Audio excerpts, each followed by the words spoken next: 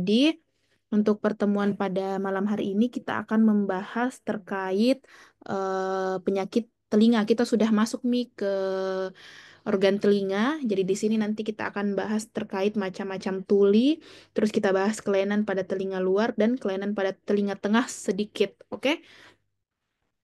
Jadi sebelumnya kita bahas terlebih dahulu terkait anatomi dari telinga. Sudah sebelumnya juga sudah kakak sampaikan bahwa untuk anatomi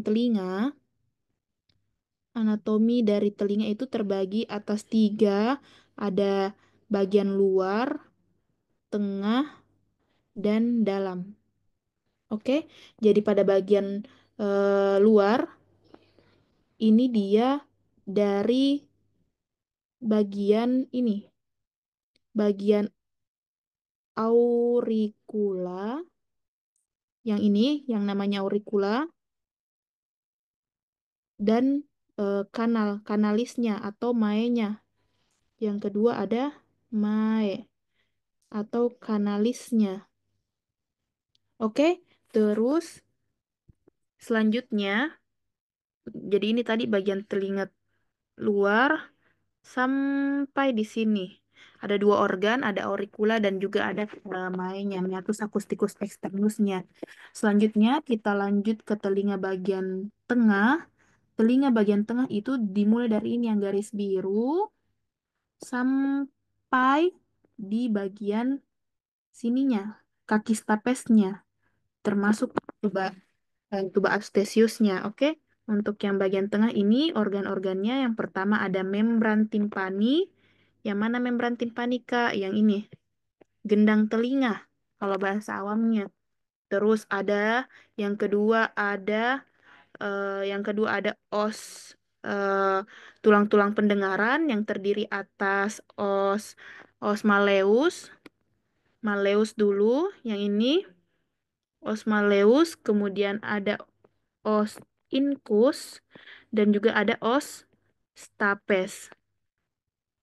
Kemudian yang ketiga ada bagian tuba eustachius. Oke, jadi telinga tengah itu terdiri dari tiga organ. Yang pertama ada membran timpani atau gendang telinga. Kemudian yang kedua ada tulang-tulang pendengaran, yang mana tulang-tulang pendengaran ini terbagi menjadi tiga, os malleus, os os incus dan juga os stapes. Dan yang terakhir ada tuba eustachiusnya. Oke, lanjut kita ke telinga bagian tengah. Kalau telinga bagian tengah ini dia yang warna apa ya? Warna hijau. Oke, yang warna hijau. Berarti sudah bagian dalamnya. Terdiri dari apa saja, Kak? Kalau yang ini dia terdiri dari koklea. Terus yang kedua ada vestibular. Dan ada labirin. Labirin. Labirin atau semikular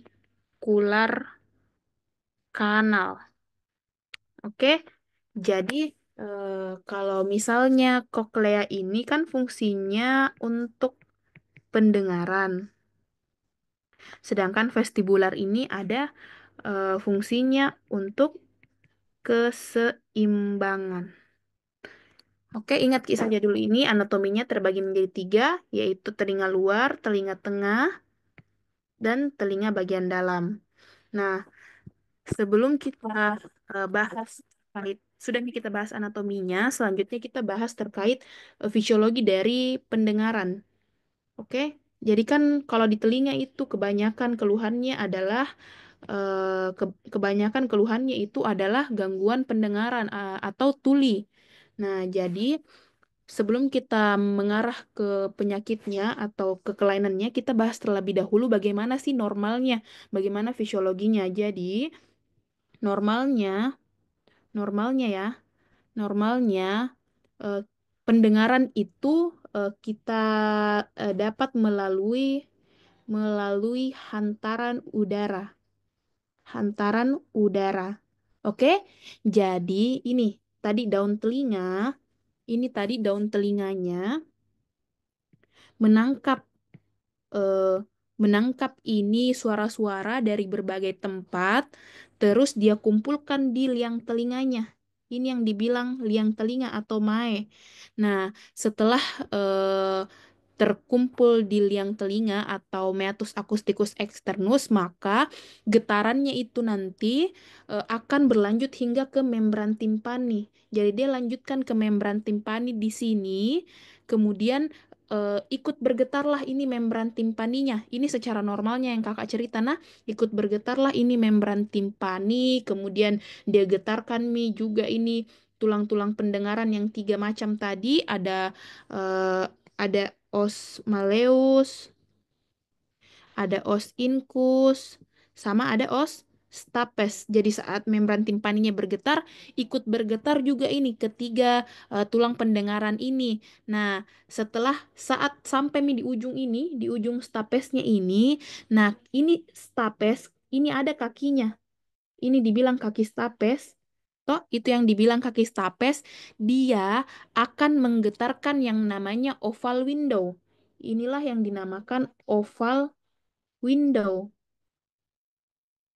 Oke, dia akan menggetarkan yang namanya oval window sehingga sebenarnya setelah tergetarkan itu bagian oval window tadi, maka dia akan menggerakkan cairan ataupun air-air yang berada di koklea. Ini yang gambar lurus ini, Dek, yang ini. Gambar lurus ini sebenarnya berbentuk seperti sebenarnya berbentuk koklea seperti ini. Nah, ini dia adalah koklea ini sebenarnya, tapi pada gambar ini untuk menjelaskan bagaimana fisiologi dari pendengaran dikasih lurus ke itu kokleanya. Makanya gambarannya seperti ini. Nah, tadi saat getaran dari ostapes menggetarkan cairan-cairan yang ada di oval window, maka getarannya itu akan menggetarkan cairan-cairan yang ada di koklea tadi ini. Nah, berdasarkan dari getaran yang diterima tadi, maka suara yang didengarkan oleh seseorang itu mempunyai frekuensi yang berbeda-beda.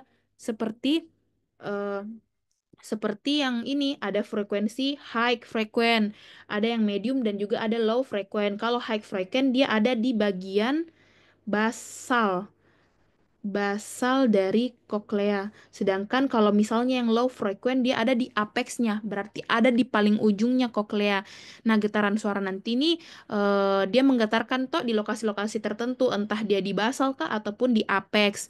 Jadi contohnya ya, kalau misalnya frekuensi suara ta itu tinggi, maka yang kena itu yang kena adalah bagian yang basal. Kenapa? Karena yang basal ini cocok untuk high frequent atau frekuensi tinggi. Nah, makanya sebenarnya ya adik-adik sekalian, tiap-tiap orang yang mengalami penurunan pendengaran atau tuli itu sebenarnya masih bisa Jina dengar suara-suara, masih bisa Jina dengar sedikit suara, tapi frekuensinya sesuai dengan frekuensi yang tertentu. Dari anatomi ini nanti, maka dari anatomi dan fisiologi dari pendengaran ini nanti terbagi nih, kalau gangguan pendengaran itu terbagi atas dua, atas tuli konduktif dan juga yang kedua ada tuli sensori neural. Nah, pasti nanti di setelah ini bakalan familiar Ki dengan ini, tuli konduktif dan juga tuli sensori neural, oke? Nah, apa sih yang mananya Kak? Kalau tuli konduktif itu, oke, nah kita bahas di sini. Kalau tuli konduktif itu, oke di sini. Normalnya paling saja, nah kalau tuli konduktif itu dia ada gangguan dari telinga bagian luar sampai ke telinga bagian tengah. Kelewat megang. Telinga bagian luar sampai ke telinga bagian tengah. Jadi kalau di sini bermasalahnya, maka dia tuli konduktif. Oke? Kalau misalnya dia bermasalahnya di bagian entah dia di aurikulanya kah atau di maenya kah. Contoh misalnya di sini ada gangguan, ada kotoran, ada tai telinga, ada cerumen obturans. Bermasalahnya di sini. Oh, berarti tuli dia akan ada penurunan pendengaran. Apa di jenis tulinya? Oh, berarti tulinya tuli konduktif. Kenapa? Karena tadi lokasinya dia berada di antara dari auricula sampai ke bagian telinga tengah, yaitu sampai di bagian stapesnya. Nah, kalau tuli sensori neural yang bermasalah itu adalah telinga bagian dalam. Jadi yang bermasalah itu yang bagian dalamnya ini. Dia akan memberikan gambaran klinis tuli sensori neural. Nah, secara garis besarnya begini, nah, kalau tuli konduktif itu bagian telinga luar dan telinga tengah, sedangkan kalau sensori neural yang bermasalah adalah telinga bagian dalamnya. Oke, lanjut ke jenis-jenis tuli. Nah, ini tadi yang pertama ada tuli konduktif. Nah, kalau tuli konduktif ini dia ada pada gangguan penghantar getaran toh atau hantaran udara di bagian telinga luar dan telinga tengah. Toh, contohnya apa yang bisa bikin tuli konduktif? Kayak ini tadi, otitis eksterna, cerumen obturans. Kalau ada tadi cerumen di sini, toh otomatis dia bisa bikin tuli konduktif. Atau misalnya ada benda asing, misalnya ada manik-manik di maenya, di metus acousticus externusnya, maka dia akan memberikan gejala klinis berupa tuli konduktif. Atau misalnya contoh lagi di sini dia bilang pada miringitis bullosa. Miringitis bullosa itu ada bulah di bagian membran timpaninya. Pokoknya kalau misalnya kelainannya masih sampai di bagian tulang terakhir ini, yang tulang stapes, maka itu dia akan memberikan keluhan tuli konduktif. Oke? Lanjut yang kedua, yang pertama tadi ini tuli konduktif, yang kedua ada tuli sensori neural. Tuli sensori neural ini gangguan yang terjadi di mana tidak bisa diteruskan tadi ini hantarannya ke otak. Jadi kelainannya itu ada pada telinga bagian telinga bagian dalam. Contohnya apa? Nah, contohnya ya penyakit-penyakit pada organ-organ telinga dalam seperti labirintis. Toh ada peradangan pada labirinnya atau kanalis semikularnya tadi. Terus misalnya ada tumor ataupun penggunaan obat-obatan ototoksik atau obat-obat yang obat-obatan yang sifatnya toksik. Oke? Nah, selanjutnya adalah tuli campuran. Nah, kalau tuli campuran bagaimana, Kak? Nah, kalau tuli campuran ini gabungan antara tuli konduktif dan juga tuli sensori neural. Nah, jadi ada kedua-duanya, tuli konduktif juga, tuli sensori neural juga. Otomatis ada kelainannya di antara telinga luar sampai dengan telinga. Kalau misalnya dia dari telinga luar sampai telinga dalam, maka dia adalah tuli campuran. Biasanya kalau tuli campuran ini biasanya kita dapatkan pada ini OMSK maligna, otitis media supuratif yang kronik, yang sifatnya sudah kronik, yang udah lama perjalanan penyakitnya. Kenapa bisa, Kak? Kita bedah. Nah, kalau OMSK itu dia membran timpaninya ini perforasi. Perforasi. Nah, ini kan kalau membran timpani dia lokasinya di telinga bagian tengah kan? Nah, kalau telinga tengah tadi berarti dia tuli konduktif, konduktif. Sedangkan kalau misalnya otitis media supuratif kronik atau OMSK maligna ini karena dia sudah sifatnya kronik, maka sudah ada perlanjutan perlanjutan perlanjutan progres penyakitnya.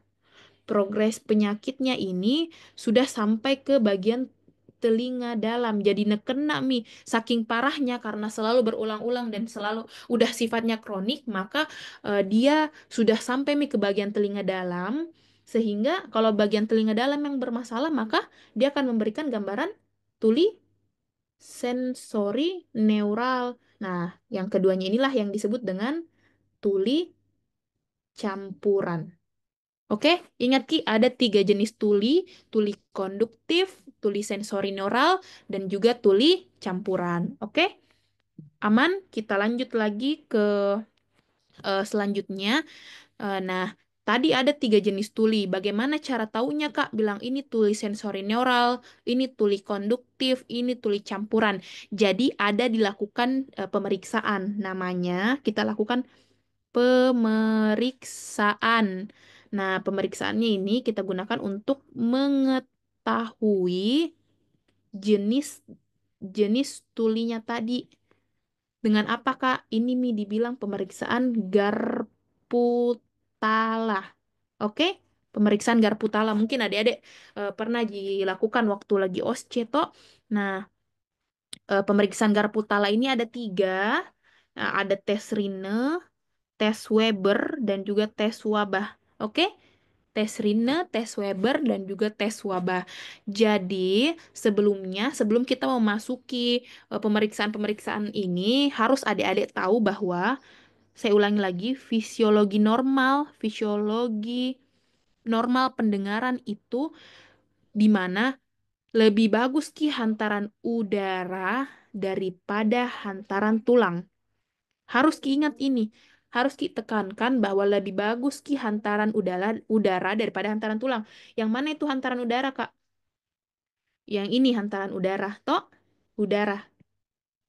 Yang mana hantaran tulang? Yang ini hantaran tulang. Oke?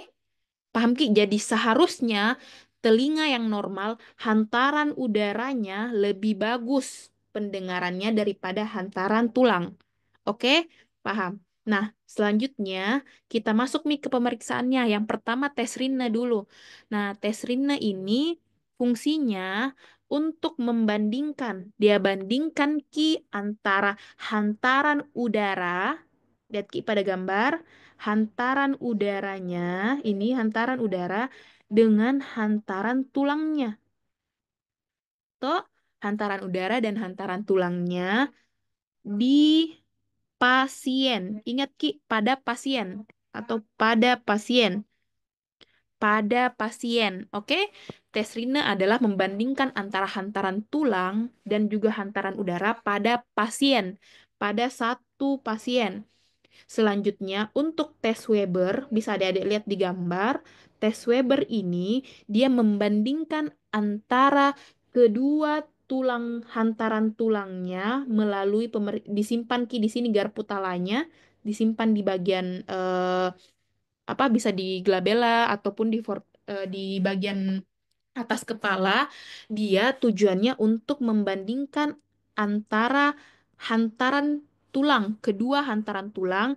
Ingat lagi, pada satu pasien. Nah, kenapa kakak selalu tekankan pada satu pasien?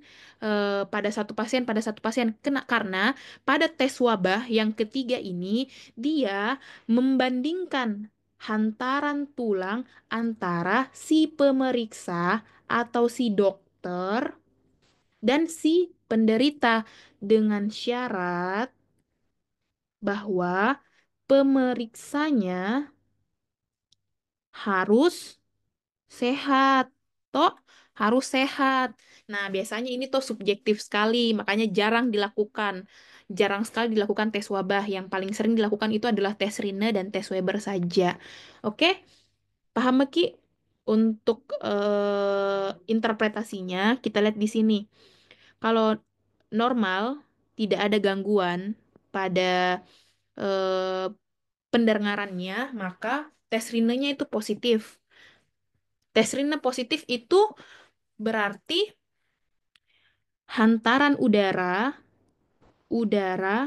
lebih besar daripada hantaran tulangnya. Toh, kan normalnya seperti ini toh tadi udara lebih besar daripada tulang. Nah, tes Rina normalnya itu tes Rina positif, oke? Terus laterasinya tidak ada lateralisasi, berarti sama pendengarannya saat kita getarkan garpu talanya, kemudian kita letakkan di glabella, maka kedua hantaran suaranya itu akan sama, berarti tidak ada lateralisasi.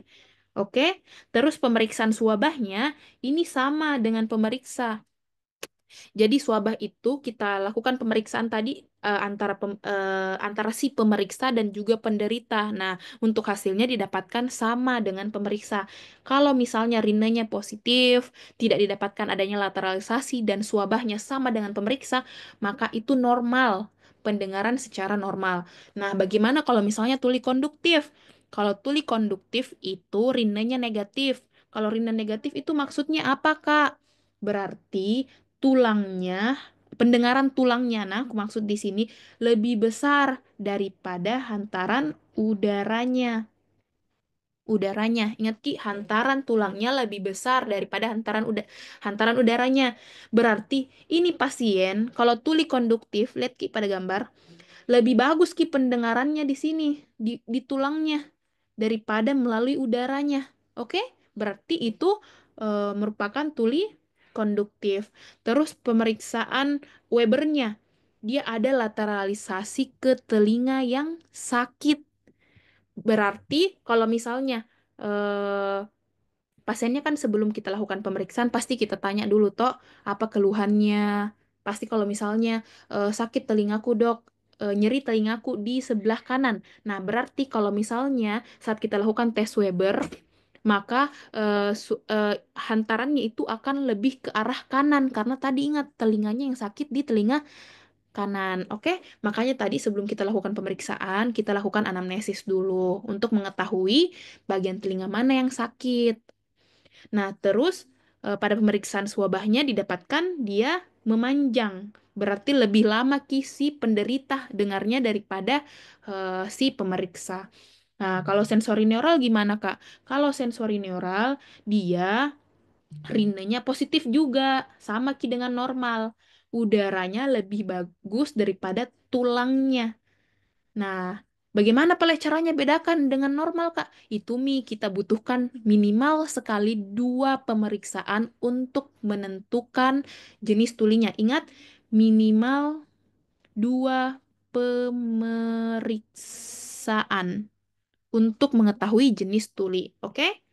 Nah, makanya itu dibutuhkan pemeriksaan yang namanya tes Weber. Nanti dia di sini lateralisasinya ke telinga yang sehat. Contohnya tadi pasiennya nyeri pada telinga bagian kanan, maka dia untuk tes Webernya saat kita getarkan terus kita letakkan di bagian glabellanya, maka nyerinya itu ke telinga yang sehat. Berarti nyerinya, sorry sorry, pendengarannya lebih ngedengar ke telinga yang sehat, yaitu telinga kiri. Paham Ki? Untuk suabahnya dia memendek. Nah, pasti pusing Ki hafal ini untuk interpretasinya.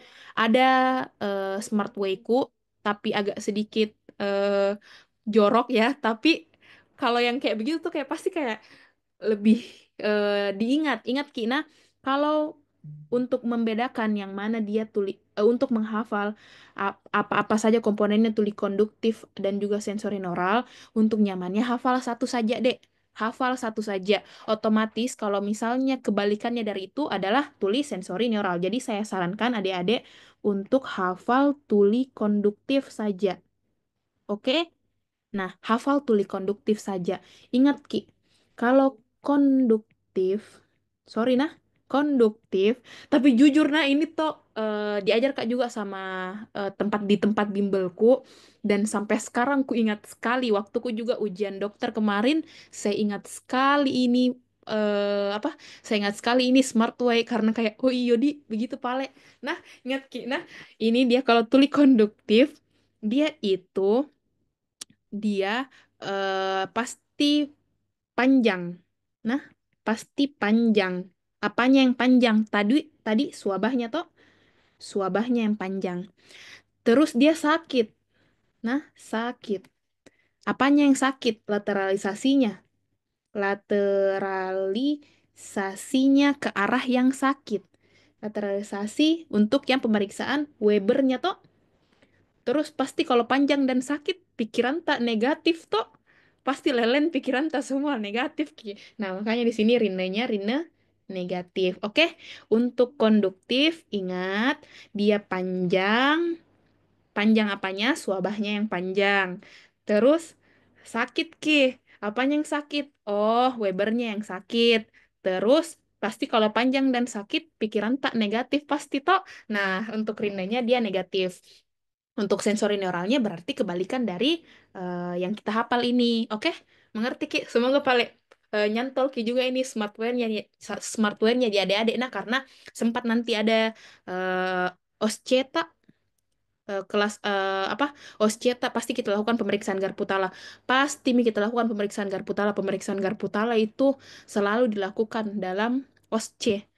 Even itu OSCE preklinik, OSCE ku eh, waktu koas, sampai OSCE UKMPPD ku melakukan Kak pemeriksaan Garputala. Oke? Jadi harus diingat ini. Panjang, sakit, negatif. Oke? Nah, kalau sensori nera berarti kebalikannya. Nah, selain dari jenis-jenisnya, yaitu sensori neural dan konduktif, tuli juga ada derajatnya. Jadi biasanya sih ini keluarnya di soal-soal ya, di soal-soal teori, teori bukan kalau ini biasanya jarang sekali untuk yang OSCE-nya atau yang prakteknya. Ini biasanya keluar di teori karena pernah juga keluar waktu ujian. Jadi dia ada ambang dengarnya. Di sini ada 6, ada normal, sorry sorry, ada normal, ringan, sedang, sedang berat, berat, dan sangat berat. Susah memang dihafal, Dek. Susah memang dihafal, tapi ingat kisah aja ada 6. Yang pertama itu batasnya 25. Nah, ingat Ki, pertama batasnya 25. Terus dari 25 ke sini tambah 15, tambah 15, tambah 15. Ini yang terakhir tambah 20. Oke, yang harus kita tahu adalah awalannya dan akhirannya. Sorry,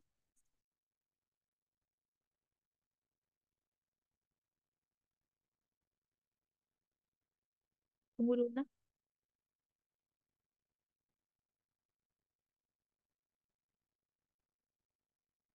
Hmm, Oke.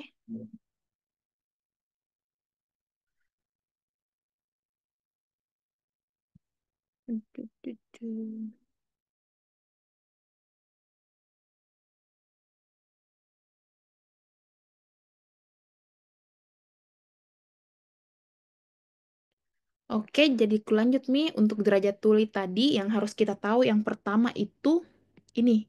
Pertamanya sama akhirannya. Ku tahu susah sekali dihafal ini, Dek. Susah sekali dihafal. Nah, jadi yang pertama harus kita tahu itu yang pertama, yang bagian pertamanya 25 desibel dan yang terakhirnya 90 desibel. Terus ingat Ki, ada 6 komponen dari normal, ringan, sedang, sedang berat, berat, dan sangat berat. Terus dari 25 ini tinggal kita tambah 15, tambah 15, tambah 15, terus yang terakhir tambah 20. Oke?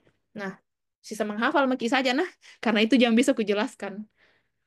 Oke, lanjut Maki ke penyakitnya. Penyakitnya di sini yang pertama kita bahas terlebih dahulu kelainan pada telinga luar. Otomatis kalau kelainan pada telinga luar ini bermasalahnya tadi ada di mana? Ada di bagian pinna auricula. Sorry, sorry. Nah, di bagian pinna atau daun telinga sama di bagian membran timpaninya. Oke?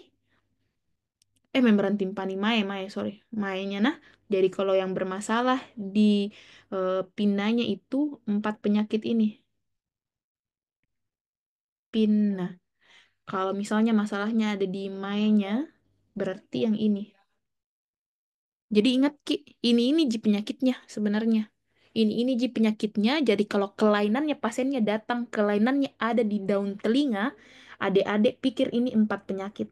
Othematom, perikondritis, fistula preaurikular, dan herpes zoster. Oke, kalau misalnya kelainannya pada liang telinganya atau meatus acousticus externusnya, lihat Ki ini 4. Otitis eksterna, otomikosis, benda asing, dan serumen prop. Oke, oke. Yang pertama kita lanjut nih dulu ke penyakit pada daun telinga. Jadi pada penyakit daun telinga itu kubilang tadi ada 4G kalau misalnya pasiennya datang dengan keluhan pada daun telinganya. Yang pertama ada othematom, Terus yang kedua ada perikondritis, yang ketiga ada fistula preaurikular, dan yang terakhir ada herpes zoster. Kita bahas nih dulu yang ini, Dik. Bagian out hematomnya atau nama lainnya itu hematoma auricula. Jadi hematoma auricula ini dia adanya namanya saja hematoma. Berarti ada perdarahan yang terjadi. Perdarahan. Perdarahan di aurikulanya. Nah, secara per definisi bahwa hematom auricula atau ot hematom ini adalah kumpulan darah di kartilago atau tulang rawan dan bagian perikondriumnya di perikondrium daun telinga. Oke? Jadi begini ya. Saya jelaskan sedikit. Jadi sebelumnya terlalu kecil kapang di sini mau. Jadi begini. Nah, ini anggap ini tulang rawan. Oke? Ini tulang rawan nah. Adik-adik sekalian. Sorry, sorry. Terus lapisan di atasnya ini, duh, jeleknya deh. Lapisan di atasnya ini sama lapisan di bawahnya ini, itu yang dibilang perikondrium. Perikondrium. Perikondrium berarti di sekitarnya ini kondrium ataupun kartilago namanya perikondrium. Nah, selain itu ada juga di atasnya lagi perikondrium ada apa? Ini secara histologi, nah histologi ataupun secara peranatominya bahwa di sini kan tadi ada di sini yang titik-titik tadi itu ada eh, kartilagonya atau tulang rawannya atau kondriumnya. Di atasnya ada perikondrium. Di atasnya lagi ini berisi jaringan ikat. Nah, berisi jaringan ikat. Ditahu Mi, kalau misalnya jaringan ikat itu isinya ada apa? Banyak pembuluh darah. Toh, banyak pembuluh darah. Setelah itu bagian atasnya lagi, ini Mi baru kulit. Nah, ini Mi baru kulit. Jadi lapisannya itu dari kulit, terus jaringan ikat, terus perikondrium, langsung ke kondriumnya. Makanya kalau adik-adik pegang ini telinganya, daun telinganya kayak tipis gitu. Karena tipis jadi memang iya untuk organnya. Nah, jadi kalau misalnya tadi ada perdarahan di bagian perikondriumnya, berdarah Ki di sini. Ini toh berdarah Ki di bagian perikondriumnya. Jadi tadi aku bilang bahwa untuk jaringan ikat dan perikondrium ini dia kaya akan pembuluh darah.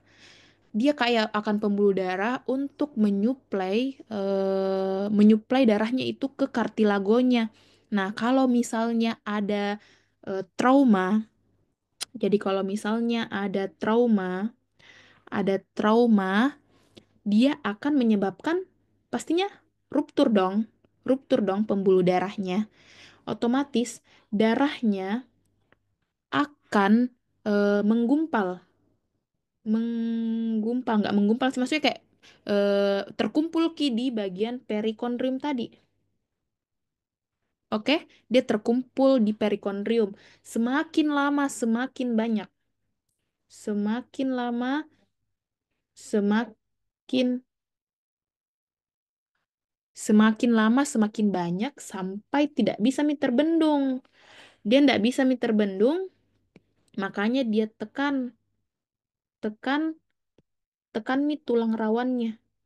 Tulang rawan sampai nanti tulang rawannya ini mengalami nekrosis. Toh, setelah itu deformitas mi, karena sudah tidak ada mi suplainya tadi toh, deformitas ya udah membentuk mi ini nanti yang namanya cauliflower. Cauliflower. Jadi tadi itu kan begini ya, ada terjadi perdarahan. Kan tadi jaringan ikat dan perikondrium ini kaya akan pembuluh darah apabila kalau misalnya dia ada trauma ataupun adanya even itu trauma tajam atau trauma tumpul, dia akan menyebabkan pembuluh darah tadi akan ruptur sehingga darahnya akan menggumpal ataupun terkumpul Ki atau terakumulasi di bagian perikondrium sini tadi, lapisan perikondrium. Nah, lama-kelamaan kalau misalnya dia semakin penuh, dia kan ini sifatnya elastis ya. Dia elastis sehingga dia bisa menekan ini. si tulang rawan tadi. Kalau misalnya dia sudah menekan tulang rawannya dan tidak ditangani dengan baik, maka tadi saya bilang tulang rawannya itu tertekan dan akhirnya dia mengalami nekrosis sampai-sampai mengalami deformitas sehingga terjadilah yang namanya cauliflower. Oke?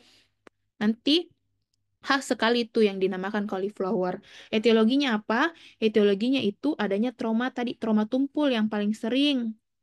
Makanya pada soal, ini ya keywordnya biasanya dia pekerjanya sebagai atlet petinju ataupun pegulat.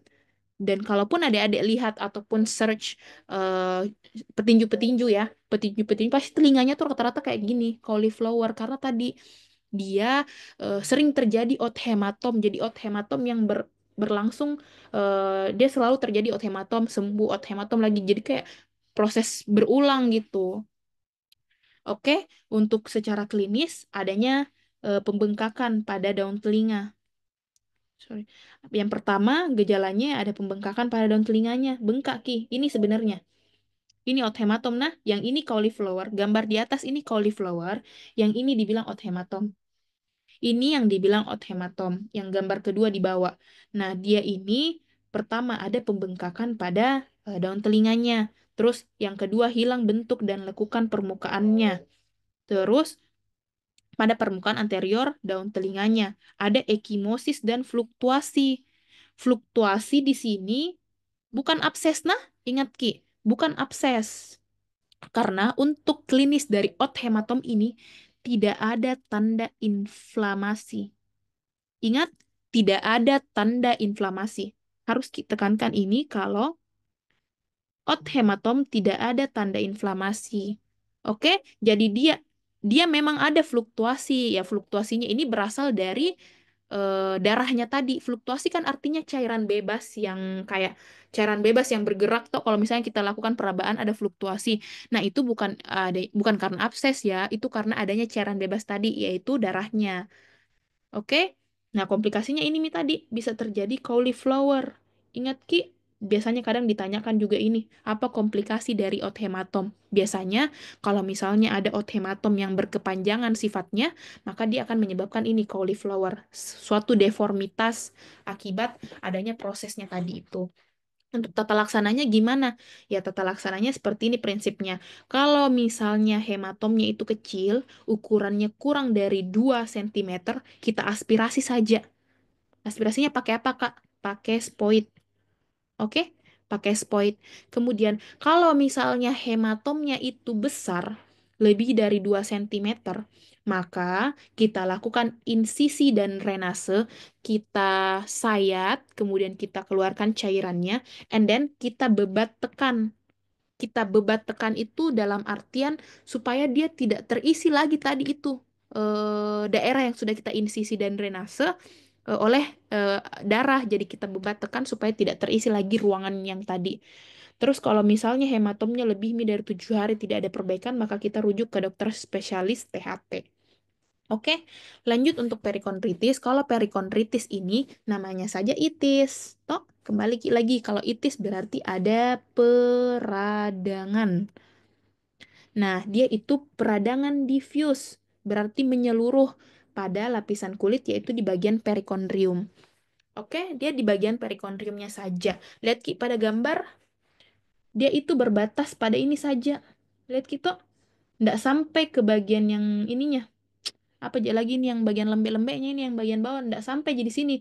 Karena kalau memang adik-adik pegang Kamu telinga bilang tak, pegang telinga tak, Tabe Kak, kalau dilakukan insisi dan renase, apakah perlu penjahitan? Iya, setelah kita insisi dan renase pasti dijahit lah, Dek. Pokoknya, setelah, pokoknya tuh setelah kita insisi, keluar mie cairannya, kita hecting, and then kita bebat supaya dia tidak terisi kembali, tidak terisi kembali itu cairannya tadi itu. Tabe Kak, itu telinganya tidak bisa mie kembali seperti awal. Iya, Dek, kan sudah terjadi deformitas, makanya itu harus edukasikan nih pasiennya kalau misalnya ada begitu ya harus kita harus kita edukasikan untuk cepat periksa supaya tidak sampai ke komplikasinya tadi seperti itu. Ada pasienku pernah begini nak, anak-anak kecil kok dong. Anak-anak kecil dia bukan karena ini, bukan karena petinju apa ini enggak, dia tiba-tiba berdarah aja, nggak tahu etiologinya apa, ya udah begitu Mi. Dalam artian tanda kutip udah cacat Mi, adeknya padahal masih adik-adik, laki-laki lagi, kan laki-laki tidak berjilbab dan sebagainya. Ya udah berarti dia bawa terus Mi tuh sampai seumur hidup begitu. Oke, lanjut Mi lagi. Lanjut Mi lagi ke perikondritis tadi. Pegang ki telinga tak. Perikondritis itu tulang rawannya itu kartilagonya itu cuma sampai bagian sini saja ini. Lihat Ki, di gambar sampai bagian sini Jito. Kalau yang bagian bawahnya ini tidak ada tulang rawannya. Makanya harus adik-adik bedakan perikondritis sama selulitis. Ingat Ki, aku kasihkan di sini. Selulitis. Kalau selulitis itu dia penyakit pada integumen, pada kulit. Dia merah seluruhnya. Kalau selulitis ini merah satu daun telinga. Oke? Selulitis ini merah satu daun telinga. Tapi kalau perikondritis itu pada daun telinga yang ada perikondriumnya saja. Makanya yang perikondritis itu yang merah ya bagian ininya saja. Sorry, sorry. Bagian setengahnya saja, ndak nambil jin yang bagian bawahnya. Oke? Paham, Ki? Nah, untuk etiologinya itu disebabkan oleh Pseudomonas aeruginosa. Satu ji saja etiologinya. Ini. Karena ini merupakan bakteri paling sering pada telinga. Oke, nah untuk faktor resikonya pasti nih segala sesuatu yang bisa bikin patogennya masuk si Pseudomonas aeruginosa ini masuk ke dalam jaringan telinga tak. Entah itu karena ada percing, percing itu tindik nah, tindik. Kata kunci sekali nih. Pasti nih ada riwayat tindik telinga. Oh, kalau ada mina bilang riwayat tindik telinga berarti perikondritis. Beda dengan othematom tadi. Kalau misalnya riwayat pekerjaan sebagai petinju, oh berarti itu othematom. Itu melihat dari segi faktor resikonya nah, belum kita lihat dari segi gejalanya. Tapi kan aku bilang kemarin sama adik-adik kalau jawab soal itu harus diperhatikan entah itu dia dari usia, eh, jenis kelamin, faktor resiko, baru kita ke gejalanya. Oke? Nah, kalau untuk perikondritis, dia percing atau tindik telinga yang menjadi faktor risiko nomor satu. Kemudian entah itu bisa juga disebabkan karena ada trauma, boleh juga. Ataupun ada gigitan serangga. Oke, untuk gejala klinisnya dia ada ingat, ada tanda inflamasi. Beda tuh dengan othematom tadi, kalau othematom dia tidak ada tanda inflamasi. Sedangkan kalau perikondritis namanya saja itis, berarti ada peradangan. Toh, ada peradangan, berarti ada tanda-tanda inflamasinya. Ada nyeri, nyeri sekali, bengkak, merah. Lihat Maki, bengkak, merah. Pasti kalau kita lakukan perabaan juga pasiennya nyeri, nyeri, nyeri, nyeri banget gitu. Nah, untuk tata laksananya, karena udah jelas patogennya adalah bakteri, maka kita berikan antibiotik yang cocok untuk si bakteri Pseudomonas aeruginosa. Nah, apa itu, Kak? Antibiotik yang golongan fluoroquinolon. Jadi, antibiotik fluoroquinolon ini adalah antibiotik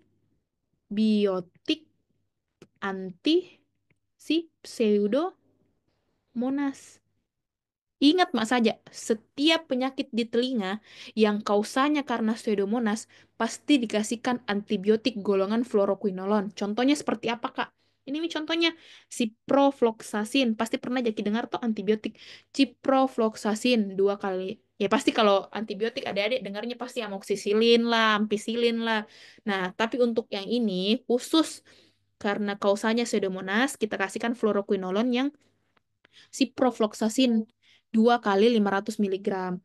Atau bisa juga levofloxacin 1 kali 500 miligram. Atau kalau mau dosis tinggi 1 kali 750 miligram.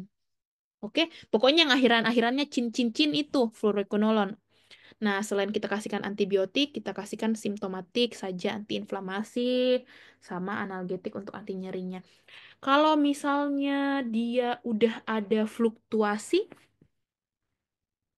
fluktuasi ndak merah saja aja, dia ada fluktuasi positif, terus ada tanda-tanda radang,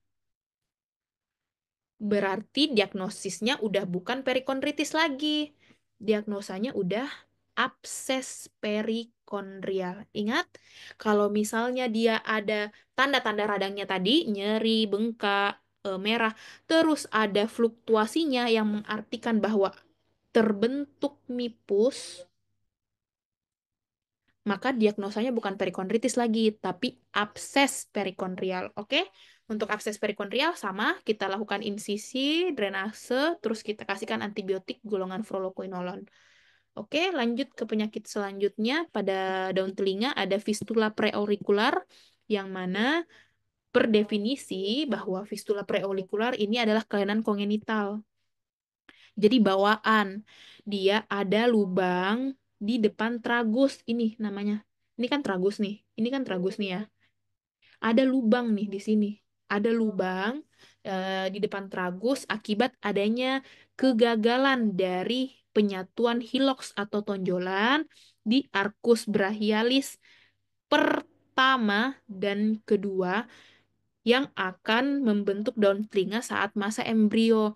Jadi dek cerita aja kalau misalnya fistula preaurikular ini kan tadi kelainan kongenital, berarti eh, pada saat masa embriologi, pada saat katanya usia 4 sampai 6 minggu, waktu usia kehamilan 4 sampai 6 minggu, itu dia ada proses pembentukan dan penyatuan dari hiloks tadi atau tonjolan-tonjolan.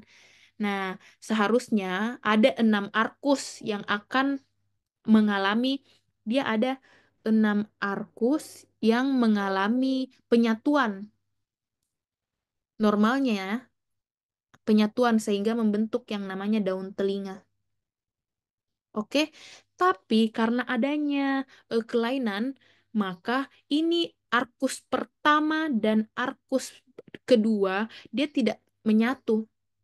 Tidak menyatu kini arkus pertama dan arkus kedua. Tidak menyatu sehingga membentuk mini yang namanya fistula preaurikular. Oke?